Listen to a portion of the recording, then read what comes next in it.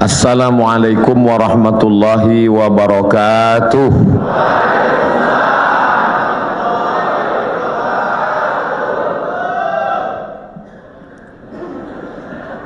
Begitu kalau tentara menjawab.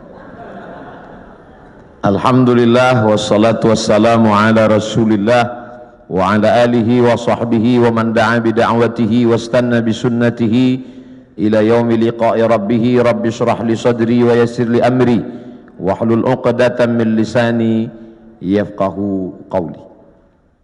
Saya berceramah di tengah TNI, tentara ini rasanya sudah sering, perasaannya ngeri-ngeri sedap.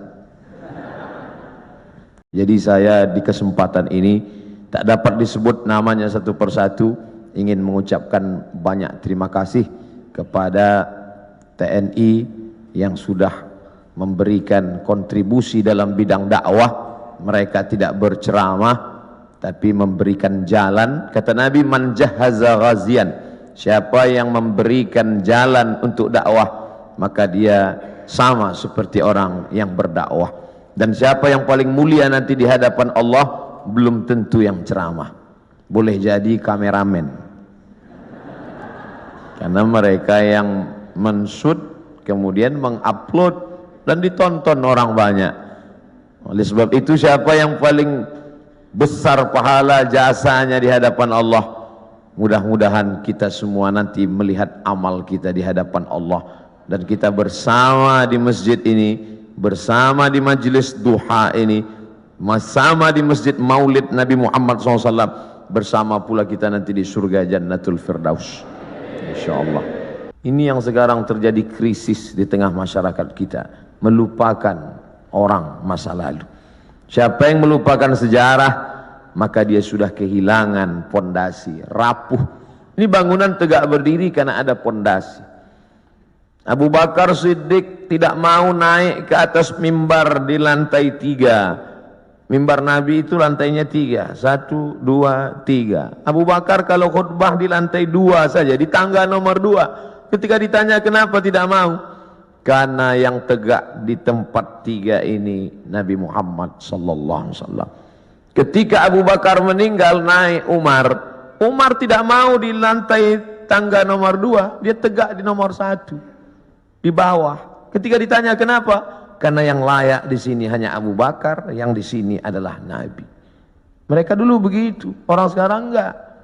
Malah dia ganti itu tangga semua, ganti yang baru. Tidak menghormati orang masa lalu. Apa itu pendahulu itu, enggak buat apa-apa kata dia. Tapi hari ini saya sedang diajarkan, wahai Abdul Somad, hormati pendahulu, hormati orang masa lalu. Kalau bahasa Bung Karno-nya, jas merah. Jangan sekali-sekali melupakan sejarah. Walaupun TNI jasnya hijau. Oleh sebab itu maka kadang ada nasihat itu sesuatu yang diutarakan dengan lisan, lidah, kata-kata. Tapi ada perbuatan, action. Dalam pepatah Arab dikatakan lisanul hal afsah min lisanil maqal. Action, perbuatan jauh lebih berkesan daripada ucapan. Mari bangun masjid, mari kita bangun masjid. Man bana masjidan, siapa yang bangun masjid, banallah mithlahu baitan fil jannah, Allah bangunkan untuknya satu tempat dalam surga. Bolak-balik saya ceramah, tapi andai ada yang bertanya, Ustaz udah bangun masjid? Belum.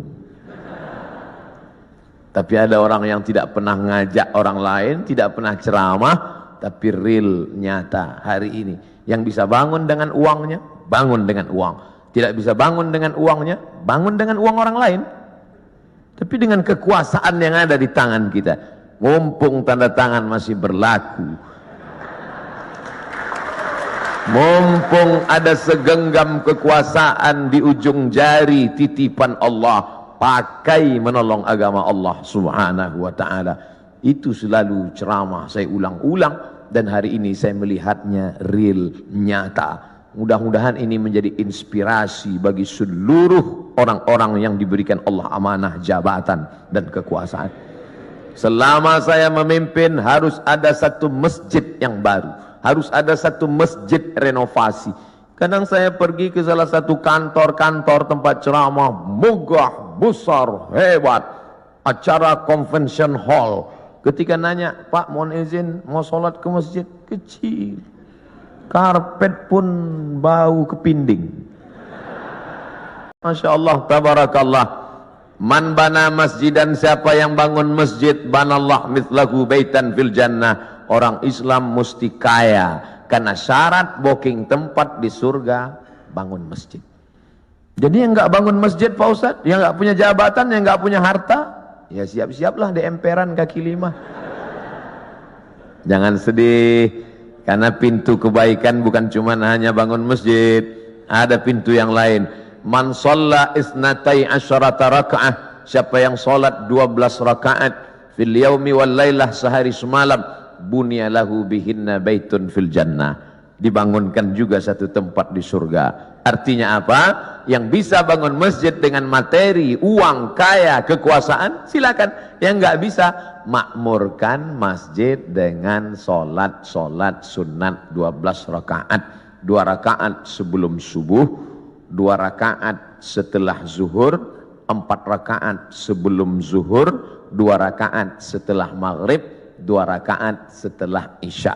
12 rakaat. 2 rakaat sebelum subuh, 4 rakaat sebelum zuhur, 2 rakaat setelah zuhur, 2 rakaat setelah maghrib, 2 rakaat setelah isya. Salat sunat, simple, booking tempat. Bangun masjid sudah, salat sunatnya juga lancar, mantap. Sudahlah nggak bangun masjid, salat sunat pun nggak. Mau tinggal di mana? Masya Allah, tabarakallah. Hari ini kita sedang ditunjukkan bahwa segenggam kekuasaan bisa dipakai untuk menolong agama Allah subhanahu wa ta'ala. Ustaz Samad, ajarkan kami, ceritakan kami tentang Nabi Muhammad supaya kami merasakan bagaimana dekatnya dengan Nabi. Bapak-bapak TNI, tidak perlu saya ceritakan bagaimana kehidupan Nabi, karena yang paling bisa merasakan rasanya, gimana kira-kira perasaan Nabi saat itu adalah bapak-bapak tentara. Kenapa begitu? Karena Nabi itu kehidupannya sebagai panglima perang, panglima tentara. Nabi jadi Nabi mendapat wahyu umur 40. Berdakwah di kota Makkah 13 tahun. 40 tambah 13, 53. Memimpin perang terbesar bernama Perang Uhud di tahun kedua.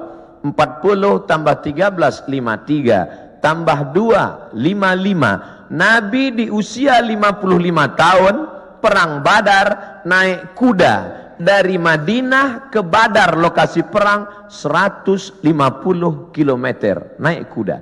Tolong cari ustadz umat Nabi Muhammad yang umur 55 tahun naik kuda 150 km.